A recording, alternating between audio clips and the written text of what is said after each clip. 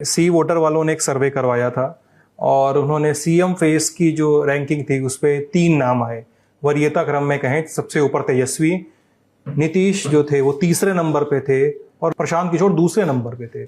एक चीज तो है, जो आप पटना की सड़क से लेकर के आप मोतिहारी की सड़क पर पहुंच जाए या मधुबनी के किसी गांव में पहुंच जाए, प्रशांत किशोर की चर्चा हर चौक चौराहे पे गली मोहल्ले में कहीं बैठ जाइए, लोग उनको जान रहे हैं।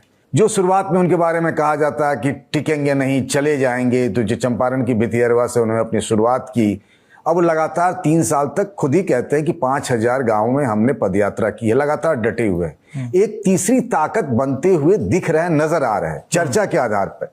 क्योंकि अभी तक उनकी कोई परीक्षा नहीं हुई है, कोई चुनाव नहीं लड़ा जन स्वराज पार्टी ने, तो हम ये भी नहीं कह सकते कि क्या होगा नहीं होगा। लेकिन हाँ, एक जो आईबॉल्स के हिसाब से देखें और जो चौक चौराहे पे बातचीत होती है, प्रशांत किशोर एक ताकत बनकर नजर आ रहे हैं, इसमें कोई दो राय नहीं। मैं आपको ऐसी कई सारी कहानियां बता सकता हूं कि फलाने आईएएस के या फलाने डॉक्टर के, फलाने पढ़े लिखे लोग के, उनके छोटे भाई या किसी के नाते रिश्तेदार इन दिनों पिछले काफी समय से पटना में प्रशांत किशोर के लिए जोर आजमाइश कर रहे हैं। लेकिन प्रशांत किशोर के आसपास अगर किशोर कुमार मुन्ना जैसे 2-4 अपवाद को छोड़ दें तो कोई बहुत बड़ा जो पिछले कई सालों से पॉलिटिक्स में हो, रवा हो चुका हो, खपा हुआ हो, इस तरह के नेताओं की भीड़ मुझे नजर नहीं आती। उनके आसपास प्रोफेशनल्स दिखते, बिल्कुल कॉर्पोरेट स्टाइल में उनके सारे कार्यक्रम होते हैं, आपको उस तरीके से उनकी इमेजेस वगैरह आती दिखेगी। ये जो आप सर्वे कह रहे हैं सी वोटर के, जिसमें तेजस्वी यादव सबसे पहले नंबर पर, उसमें कोई चौंकाने वाली बात मुझे नहीं नजर आ रही है। लेकिन दूसरे नंबर पे प्रशांत किशोर का नाम मुझे काफी चौंकाने वाला लगता है कि प्रशांत किशोर एक मुख्यमंत्री चेहरे के तौर पर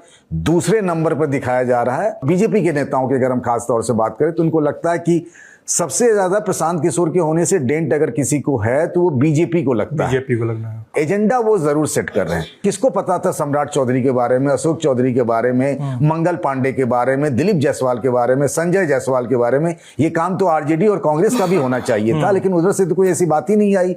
ये सारे मुद्दे जितने भी हैं, पलायन से लेकर जिस मजबूती से हाल फिलहाल के दिनों में प्रशांत ने उठाया है, वो तो उनकी पार्टी और उनके नाम की चर्चा तो है।